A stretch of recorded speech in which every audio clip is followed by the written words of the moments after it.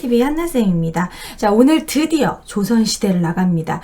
이 신과함께 한는검 지금 고급 교재에 딱 절반 정도 진도가 나간 것 같아요. 지금 빨리빨리 빼려고 하고는 있는데 제가 지금 한국사 책을 내느라고 좀 바빠서 빨리빨리 지금 못 올라가는 게 좀 아쉽네요. 최대한 진도를 빨리 빼보도록 하겠습니다. 오늘은 바로 25강 교재 142페이지를 빼시고요. 조선의 성립과 기틀 마련 진도 나가보도록 하겠습니다. 25강. 드디어 이제 조선이에요. 조선의 성립과 기틀 마련. 조선은 어떻게 성립되었고 어떤 식으로 기틀을 마련을 했느냐, 이것도 역시 흐름으로 파악하시면 되겠죠. 일단 먼저 조선의 성립.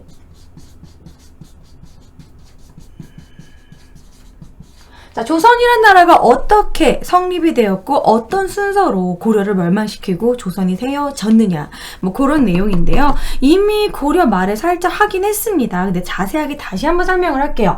여러분, 고려 말에 원래 권문세족이라는 친원파 세력이 있었고 그들을 비판하면서 나타난 새로운 세력이 있습니다. 그들은 주로 지방에서 향리의 자제들로서 성리학적인 유교적 그런 소양을 가지고 있었고 똑똑한 사람들이었어요. 하지만 똑똑하지만 높은 관직에 올라가기가 힘들었고 이런 권문세족들을 비판하면서 성장한 애들, 걔네들이 이제 새롭게 나타난 사대부, 공부는 좀 한 애들, 그래서 신진사대부라고 합니다. 그래서 신진사대부가 나타났는데 얘네들이 두 개의 세력으로 나눠지게 돼요. 약간 급진파와 온건파로 나눠지게 됩니다. 급진파 같은 경우에는 고려를 아예 뒤집어 엎자, 고려를 멸망시키고 새로운 나라를 만들자, 정도전 같은. 그리고 또 뭐가 있을까? 조준, 권근, 뭐 이런 사람들이 급진파가 되는 것이고, 아니다, 어떻게 배신을 때리냐, 응? 그리고 그냥 고려는 그대로 내비두되 조금씩 점진적인 개혁을 하자, 조금씩 개혁을 하자. 이게 이제 정몽주죠. 그래가지고 나중에 이제 이방원이 이런들 어떠하리 저런들 어떠하리 막 칠처럼 이렇게 섞여서 대충 살자 이랬더니 정몽주가 이 몸이 죽고 죽어, 골배뻥 죽고 죽어, 뭐 이런 식으로 이제 막 일편단심 변할리야 있으랴 해서 그럼 죽어라. 그래서 이제 나중 선주교에서 죽임을 당하죠. 이렇게 끝까지 고려에 이렇게 충직한 절의를 지켰던 이런 사람들이 온건파 신진사대부들입니다. 정몽주, 이색 뭐 이런 경우가 이제 여기에 들어가게 되죠. 자, 이런 급진파 신진사대부랑 누가 손을 잡게 되냐면 바로 신흥무인 세력과 손을 잡게 되는 거죠. 신흥무인 세력은 파워가 있었고 그들의 군사가 있었고 신진사대부들은 브레인, 머리가 있었어요. 그래서 신흥무인 세력 대표적인 이성계죠. 최영 장군도 신흥무인 세력이긴 한데 이성계랑 약간 적을 두고 있었고, 이때 이제 이성계랑 부딪히게 된 게, 이게 이제 어떤 식으로 역사적으로 이제 배경으로 우리가 알아야 되냐면, 원나라가 망하고 명으로 넘어갔어요. 그 원나라에 쌍성총관부라고 하는 천령 이북 땅이 있었는데 그걸 공민왕이 뺏어왔단 말이야. 그래서 원래 우리 땅인데 명나라가 원래 원나라 거였으니까 돌려줘라는 말도 안 되는 억지를 부리는 거야. 약간 기싸움을 하는 거지. 그래가지고 최영 장군이 뭐 말도 안 되는 소리야, 안 줘. 이래가지고 우리가 오히려 요동을 정벌하자, 우리가 명과 싸우자, 이렇게 주장을 했던 게 이제 최영 장군과 그때 당시 우왕이에요. 하지만 이성계는 이거는 맞지 않다, 우리가 질 싸움이다, 이렇게 판단을 한 거죠. 이성계는 정말 전쟁을 잘했던 사람이고 활만 쏘면 백발백중 막 눈 아래 맞고 머리에 맞고 그렇게 싸움을 잘했던 정말 전쟁에 능했던 사람인데, 좀 요동정벌은 옳지 않다, 뭐 여러 가지 네 가지의 사불가론을 주장을 합니다. 뭐 여름철에 싸우면 안 된다, 농번기다, 전염병이 창궐한다, 막 무기가 녹슨다, 소국이 대국을 치는 게 아니다, 뭐 등등등. 주변에 이렇게 왜구들이 들끓고 있는 상황에서 요동정벌하면 왜구가 쳐들어올 거다, 이런 식으로 안 된다고 주장을 합니다. 하지만 어쨌든 최영 장군이 이성계를 보내요. 요동정벌 보내. 그래서 요동정벌을 보냈는데 요동정벌 하지 않고 이쪽에 보면은 우리나라 윗부분 이렇게 보면은요, 여기가 바로 어딥니까? 압록강이죠. 그래서 원래 압록강을 건너서 이쪽 요동을 정벌을 해야 되는 건데 이 압록강을 건너지 않고 이 압록강에 작은 섬이 하나 있었는데 그 섬 이름이 위화도예요. 마치 여의도처럼 강에 있는 작은 섬입니다. 그 섬에서 샥 돌아가지고 오히려 와서 개경을 친 거야. 위화도에서 샥 돌아왔다. 그래서 위화도 회군이라고 해요. 위화도는 섬 이름이에요. 위화도 회군했다. 돌아왔다. 그래서 오히려 이 군대들이 그대로 돌아와서 개경을 치고 우왕을 쫓아내버린 거죠. 이렇게 정권을 이성계가 잡고 왕이 된 겁니다. 위화도의 우왕을 폐위시켰어요. 최영을 쫓아내고. 이런 식으로 우왕을 폐위시키고 이것이 이제 정치적으로 정권을 잡은 거죠. 개경에서 이제 이성계 라인으로 쫙 정권 잡아버린 거야.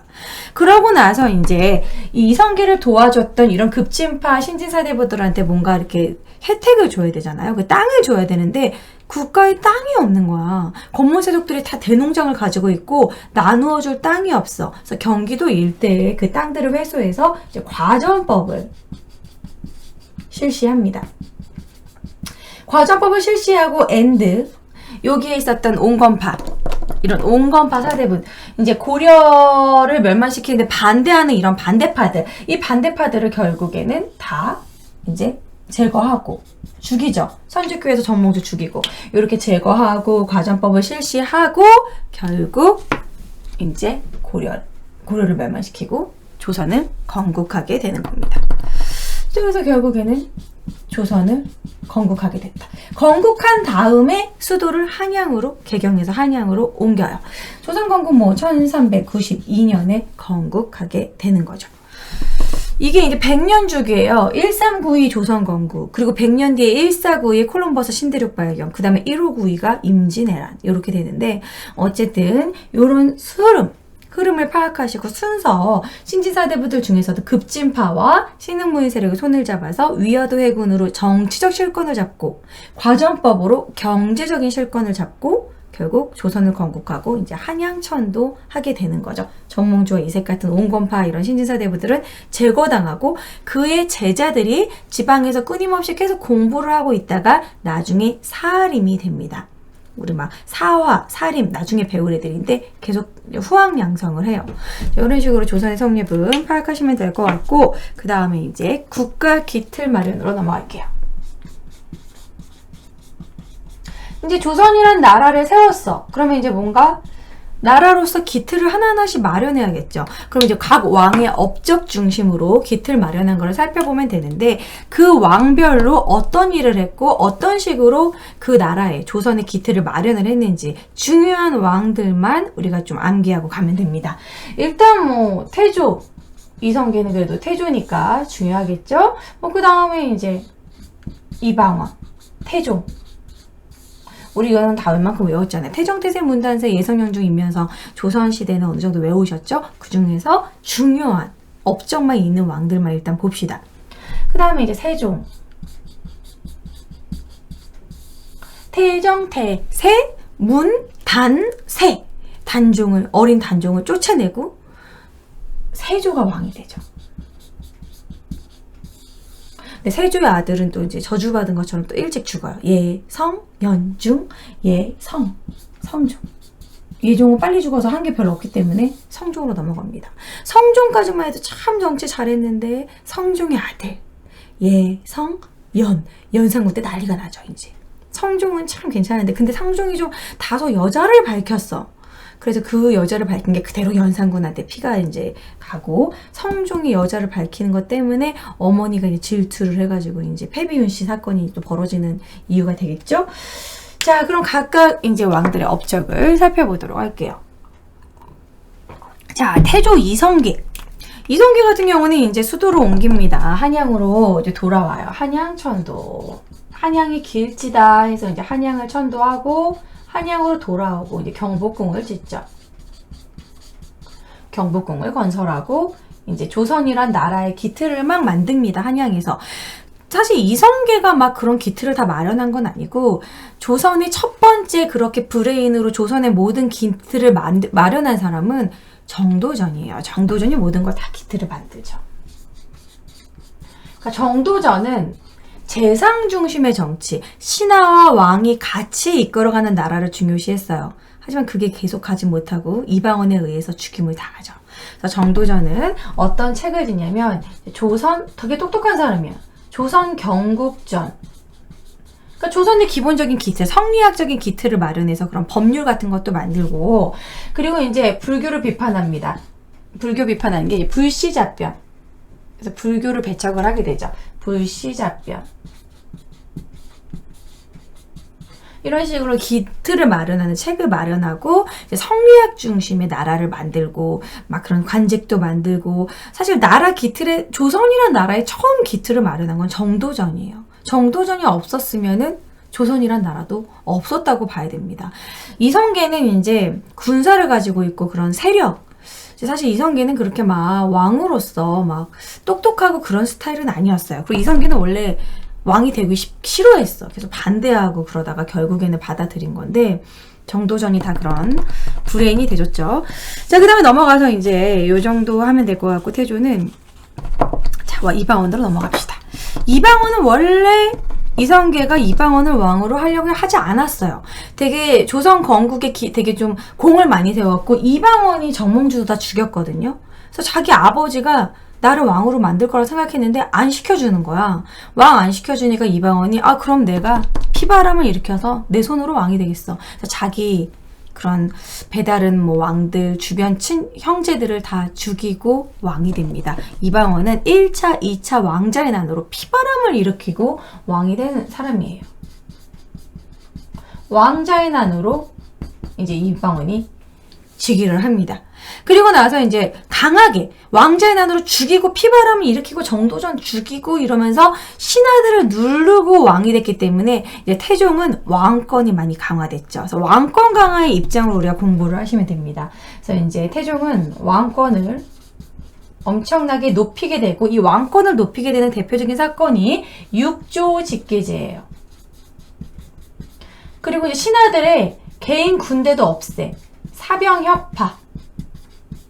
그리고 이제 세금을 제대로 걷기 위해서 나라의 그런 국가 재정이 탄탄해야 왕권도 강화되거든요. 그래서 이제 어느 정도 몇 명이 살고 있고 사람의 인원을 파악을 해야 되잖아요. 그래서 요즘의 민증과 비슷한 호패라는 걸 만듭니다. 호패법 실시. 그래서 이게 대표적인 태종의 업적이다. 육조직계제, 사병협파, 호패법 실시. 뭐 하나 더 적는다면 태종 때 있었던 뭐 유명한 지도가 이제 혼일, 강리, 역대, 국도, 지도. 이거는 그 나중에 우리가 세계사 시간에도 한번 배웠을 거고, 세계지리 뭐 이럴 때 배웠을 텐데, 막 중국이 일단 정가운데 크고요. 우리나라가 좀 중국 다음으로 큰 그런 현존하는 동양 최고의 가장 오래된 지도가 있어요. 그거를 태종 때 만들었다라는 거. 그러니까 이 지도를 만드는 것 자체도 왕권 강화랑도 또 관련이 있습니다. 이제 우리나라라는 이제 좀 존재감, 우리가 이제 중국 다음으로 큰 나라다. 뭐 이런 식으로 해서 세계 지도를 만들기도 할 정도로 태종 때 여러 가지 일을 합니다. 자, 육조직계제가 뭔지 조금 설명을 하고 갈게요. 그러면 육조직계제는 뭐냐면, 이 다음 시간에 이런 통치 기틀을 마련하는 걸 이렇게 좀 뭐 의정부, 뭐 3사 뭐 이런 것들 다 설명할 건데, 지금 심플하게 얘기를 하자면 왕과 의정부라고 하는 영의정, 우의정, 자의정 들어봤죠? 그럼 그 3정승이 의정부에서 회의를 합니다. 그리고 이제 육조한테 일을 시켜요. 육조는 2호, 예병, 현공 이런 식으로 6개의 육조가 있는데 2조 판서, 호조 판서 이런 게 있는 거죠. 그럼 육조한테 너는 이런 일하고 시키는 건데, 왕이 의정부한테 이렇게 시키면 의정부에서 회의를 한 다음에 이건 좀 아닌 것 같아. 그럼 안 하고 좀 어느 정도 할만하다고 회의를 한 뒤 육조한테 넘기는, 의정부를 거치고 하는 약간 의원내각제적인, 왕은 있지만 정치적인 실권은 어느 정도 의정부가 가지고 있는, 왕권과 신권이 좀 조화를 이루는, 그게 의정부 서사제입니다. 요렇게 가는 게 노란색이 의정부 서사제. 의정부랑 왕과 서로 상의해서, 서로 생각하고 상의해가지고 하는 정치가 의정부 서사제예요. 좀 의원내각제적인 그런 느낌으로 생각하시면 돼요. 근데 이제 왕권을 강화하다 보니까 왕이 의정부한테 허락받고 싶지 않아. 그래서 왕이 직접 육조한테 직접 허락을 좀 받는 게 아니라 육조한테 바로 시켜. 이거 내가 이번에 무슨 정책 할 거니까 6조 니네가 바로 해. 의정부는 무시당하고 뭐지? 멍. 그래서 이건 뭐지? 이건 무엇? 이런 식으로 왕이 직접 6조한테 직접 시키는 거. 이게 6조 직접 내려준다. 설명 이렇게 직접 명령을 내린다. 6조 직계제가 되는 거예요. 6조한테 직접. 왕권 강화가 되겠죠. 의정부 완전 무시하고. 그래서 이 의정부 서사제였다가 6조 직계제였다가 의정부 서사제였다 이렇게 왔다 갔다 합니다. 그리고 6조 직계제가 나오면 무조건 왕권 강화. 의정부 서사제가 나오면 이제 왕권과 신권의 조화. 이렇게 이해하시면 될 것 같아요. 지우고 계속 필기 이어가도록 하겠습니다. 어렵지 않죠, 여러분? 자, 그럼 세종으로 넘어갈게요. 여러분, 세종대왕 하면 뭐가 생각이 납니까? 뭔가 백성을 사랑하고 훈민정음을 만들고 똑똑하고 고기를 좋아하고 뚱뚱하고 당뇨병, 성인병 걸려서 나중에 죽지만 어쨌든 세종대왕이 한 일이 진짜 많아요. 되게 막 과학 쪽에도 관심하고 책을 너무 많이 읽고 그랬던 사람이니까 이방원하고는 완전 다르죠. 태종하고는 좀 다른 성격이었어요. 아버지가 이렇게 사람 막 죽이고 그거 어렸을 때부터 싫어했을 수도 있어요. 그래서 이제 세종은 책을 읽고 좀 유하고 신하들과 잘 지냈어요. 이때 확 잡았다가 세종 때 좀 풀어줍니다. 그래서 일단 세종은 신하들과 서로 교류하면서 뭔가 공부하고 이렇게 좀 공부에 대한 학업에 대한 공부에 대한 이런 이야기를 나누는 경연 같은 것도 중요시했어요. 그래서 세종은 이제 집현전을 설치해서 신하들과 함께 아시다시피 훈민정음을 창제하죠. 간단하게 이제 한글을 창제하고 그뿐만이 아닙니다. 세종이라고 해서 왕권이 낮아졌다 이런 건 아니고 이제 왕권과 신권의 이런 조화를 중요시해서 6조 직계제에서 뭐로 바꾸냐면 의정부 아까 말했던 서사제로 다시 세종대왕 때 바꿔요. 약간 신하들의 의견도 중요시하고 삼정승의 의견도 좀 중요시하고. 근데 사실 이런 것도 있어. 세종대왕은 자기 혼자 책 읽고 뭔가 과학적에도 여기저기 관심이 너무 많아. 난 너무 바빠. 그러니까 웬만한 중요한 그런 정책은 좀 그 의정부에서 해결해 줬으면 원하는 거. 나 지금 책 읽기도 바쁘고 그런 이유도 있었어요. 근데 태종은 본인이 다 간섭해서 다 해야 되는 성격이었던 거고 그리고 또 싹 다 죽이고 다시 시작하는 그런 거였기 때문에 자, 어쨌든 의정부 서사제 좀 풀어줍니다. 그러면서 막 경연도 중요시하고 뭐 이런 왕권과 신권의 조화로 경연을 중시했어요. 경연이라는 건 누가 잘하나 막 이런 식으로 경연해보자 뭐 이렇게 이런 식으로 외우셔도 좋은데 이게 어떤 성리학적 문제에 대해서 서로 의논하고 신하들과 같이 이렇게 좀 학업 미팅? 세미나? 뭐 이런 거라고 생각하시면 돼요. 공부에 관한 얘기를 진지하게 서로 얘기하는 거. 그래서 이제 공부 싫어하는 왕은 경연을 싫어하겠죠. 하지만 세종대왕은 경연을 매우 중요시했고 신하들과 이야기 나누는 걸 매우 좋아했다라는 거. 근데 이뿐만이 아닙니다. 이렇게 좀 왕권과 신권 조화뿐만이 아니라 국방력도 많이 강화를 했어요. 대마도를 정벌합니다. 세종대왕 때 이 대마도가 아직도 왜구의 근거지였기 때문에 이종무를 시켜 대마도를 정벌하고 그리고 김종서 장군, 최윤덕 장군을 시켜서 사군육친을 개척하기도 했죠. 그러니까 세종대왕 때 지금의 영토가 생긴 거예요, 여러분. 잠시만요. 짜잔. 자, 보시면 이게 바로 사군육진이죠. 앞에 사군, 압록강 쪽에 사군, 최윤덕 장군. 그리고 저기 여진 여기 두만강 쪽에 육진은 바로 김종서 장군을 시켜가지고 지금의 국경선을 만들었다. 이게 언제? 세종대왕 때. 대단한 거죠. 세종대왕 때 이렇게 국방력도 강화했다라는 거. 그뿐만이 아닙니다. 세종대왕은 쓸 게 너무 많아요. 세종대왕은 뭐랄까 조선의 르네상스를 만들었다라고 할 수도 있을 정도로 학문, 세종대왕이 누구랑 만납니까? 장영실과 만나서 많은 발명품을 만들게 되는데 일단 뭐 혼천이도 세종대왕 때 만든 거예요. 그러니까 우리나라 조선시대 문화에서 뭐 이렇게 좀 문화재 이런 거 거의 다 세종대왕 때야. 혼천이 뭐 이런 천체 관측 그런 거에 관련된 혼천이 뭐 그뿐만 아니라 뭐 이렇게 강수량을 측정하는 추구기. 사실 추구기의 아이디어는 세종대왕이 아니라 그 앞에 문종이 낸 거긴 한데 어쨌든 세종대왕이 장여신과 함께 문종이 아이디어 내서 만들었어요. 어쨌든 세종대왕 때 만들었다. 그 다음에 망부일구, 해시계. 그쵸? 그리고 자경루, 물시계 뭐 이런 거 등등등등 다 세종대왕 때 만들었어요. 지금 칸이 모자라서 여기까지만 쓸 건데 교재 보면 다 있습니다. 칠정산이라는 우리 역법에 맞는 우리나라 현실에 맞는 역법서도 만들었어요. 그러니까 그전에는 역법이라는 게 이제 그런 달력이라던가 뭐 그런 것들 윤달 뭐 이런 거 계산하는 거 있잖아요. 날짜 계산. 그거를 이제 중국 거 그대로 썼는데 뭔가 우리나라랑 안 맞는 거야. 우리나라의 현실에 맞는 별자리를 보고 그걸 다 해가지고 역법서를 칠정산이라는 걸 만들었고 그뿐만이 아니라 우리 몸에 맞는 우리나라에서 나오는 약초를 가지고 그런 치료법 그리고 이렇게 그때 당시는 뭐 어떤 약초가 어떤 효능이 있다 그런 것들을 기록을 해놓고 몸이 뭐가 뭐 종기가 났을 때는 어떤 약초를 바르고 감기가 걸렸을 때는 어떤 약초를 다려 먹고 그런 것들이 향약 집선방이라고 해서 그걸 세종대왕 때 만들었어요. 그뿐만이 아닙니다. 아주 바빠요, 세종대왕은.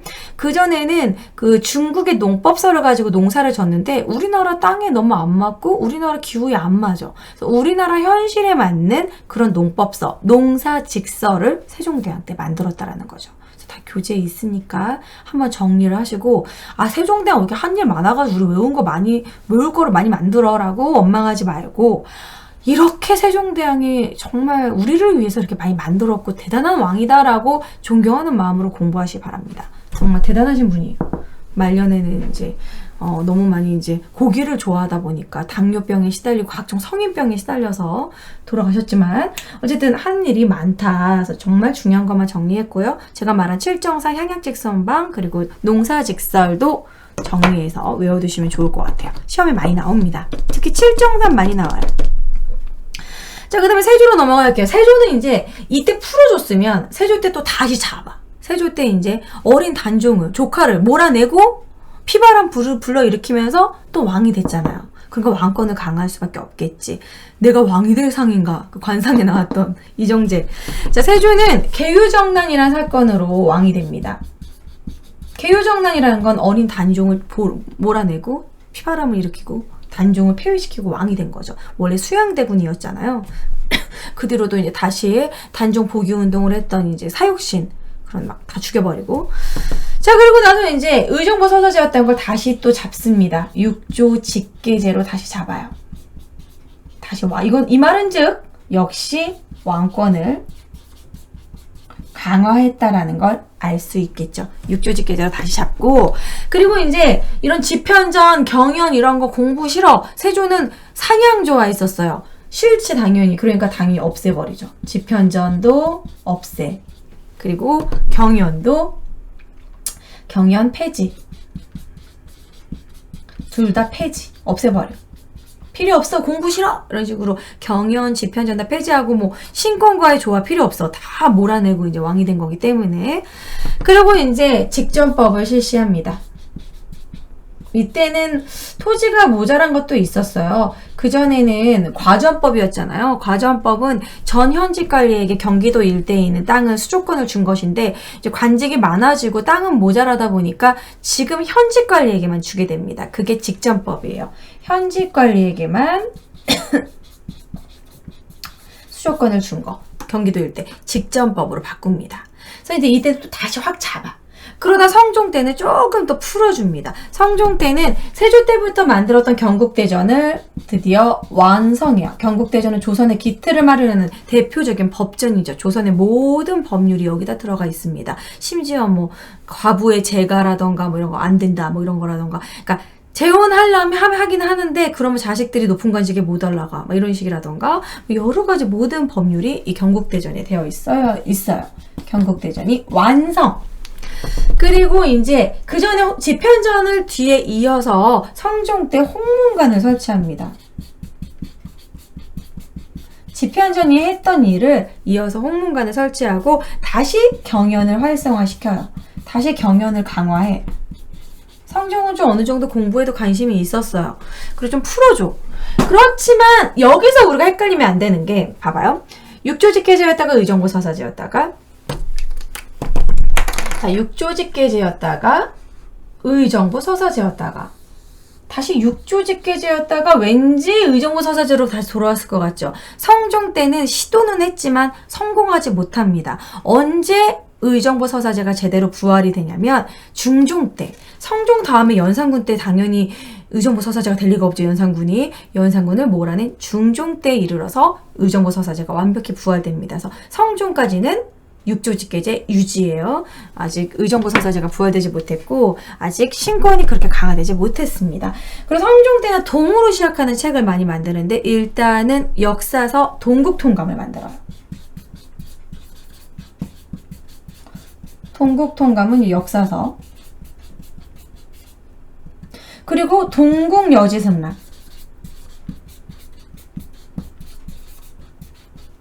지리서, 라인 맞춰서 동자로 시작한 거 한 개 더, 동문선도 만들어요. 동문선은 시문집, 시들을 모아가지고 문집을 만든 거야. 동동동동 많이 만들어요. 동동동, 동국통감, 동국여지선락, 동문선, 동동동동동 모두 성종이다. 자, 그렇게 공부하시면 될 것 같습니다. 자, 우리가 중요한 왕의 업적만 좀 봤는데요. 어떤 걸 중심으로 공부하시면 되냐면, 뭐, 태조는 일단 나라 기틀을 처음으로 만든 왕이고, 왕권 강화했던 왕, 태종 때 왕권 강화, 세종 때 왕권 강화. 그래서 왕권 강화에서 좀 잡으면은 육조직계제. 그리고 사병혁파, 사병을 만들면 왕위에 이렇게 왕권에 약간 좀 위협을 주잖아. 그러니까 사병을 모두 없애버리고 호패법 실시, 태종의 호패법 실시 중요하죠. 혼인강리 역대 국도지도도 태종 때다. 세종대왕 때는 너무 한 업적이 많으니까 세종대왕은 너무너무 중요하고 시험에 잘 나오니까 별표 2개 무조건 얘가 한 업적은 외워주세요. 아, 세종대왕이 이렇게 업적이 많다니 존경하는 마음으로 공부합니다. 지편전, 한글. 여러분, 한글을 만들어줬다는 건 정말 대단한 발명이에요. 여러분, 지금 우리가 아직도 한글을 만들지 않으면 한문을 쓰고 있어. 그럼 여러분, 키보드로 채팅 정말 빡세요. 중국은 키보드가 되게 이상하게 생겼고, 그, 특수보호로 막 이런 식으로 하는 식으로 해야 돼요. 영어로 이제 대충 쓴다던가. 한문을 어떻게 다 키보드로 만들 수 있겠습니까? 우리가 IT 기술이 발달하고 우리가 이렇게 엄청나게 채팅하고 악플도 쓸 수 있는 이유는 한글이 타타타타 쓰는 게 쉬우니까. 카톡 보내는 거 이런 것도 너무 쉽고. 한글 짱입니다, 여러분. 한글 창제가 최고고요. 그 말고도 막 이렇게 혼천이, 추국이, 앙불구, 자경루, 뭐 칠정산, 뭐 해양액지 선방, 그리고 이런 농사직설 세종대왕 때 만들었다라는 거. 얼마나 나라를 사랑하는, 백성을 사랑하는 애민 정신이 강했는지 이런 생각을 하면서 세종대왕 10,000원짜리 한번 봐주면서 이제 고맙다 생각하는 마음으로 외워주시고, 세조 때는 확 잡아서 육족직계제 다 없애버려. 그리고 직전법. 그 다음에 성종 때는 경국대전 완성했다는 게 제일 중요하고요. 홍문관을 설치하고 좀 풀어주고, 하지만 의정부 서사제는 행해지지 못했고, 중종 때 중요해요. 동동동, 동국통감, 동국여지선, 동문선, 동동동 모두 성종 때 만든 책들이다. 그렇게 해서 이제 조선의 성리과 기틀 마련까지 정리를 했고요. 요 내용이 모두 다 144쪽까지의 내용입니다. 교재에서 더 추가로 볼 거는 없을 것 같네요. 자, 이렇게 조선의 성리과 기틀 마련 이렇게 마무리했고요. 다음 시간에는 이제 진정한 이제 조선의 그런 법률, 뭐 어떤 식으로 이제 국가의 그런 뭐라 그래, 중앙관제부터 지방행정부터 과거제도는 어떤 식으로 시행했느냐, 그런 건 다음 시간에 구체적으로 공부해 보도록 할게요. 수고하셨습니다. 좋아요와 구독 클릭 부탁드려요. 안녕.